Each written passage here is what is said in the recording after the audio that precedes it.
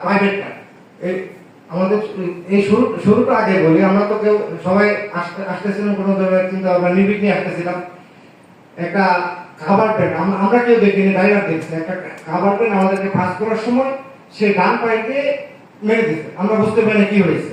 তো বাস নিয়ন্ত্রণ হারিয়ে গেছে, নিয়ন্ত্রণ হারিয়ে ডান পাশে ছিল ওই খাল পানি, তো আমার সামনে ছিল প্রাইভেট কার। তো ড্রাইভার দক্ষ ছিল, যে কারণে সে প্রাইভেট কারকে সেভ করার জন্য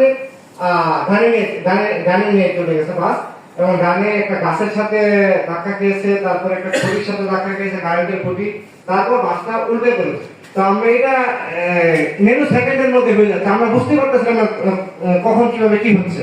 তো বাসটা যখন উল্টে পড়লো তখন আমরা বুঝতে পারছি যে আমরা একটা বড় ধরনের দুর্ঘটনার মধ্যে পড়েছি।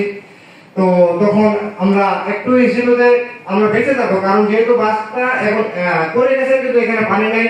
তো আমরা যেহেতু সবাই وجعلنا للمتقين إماما يا الله يا الله يا الله يا رحمن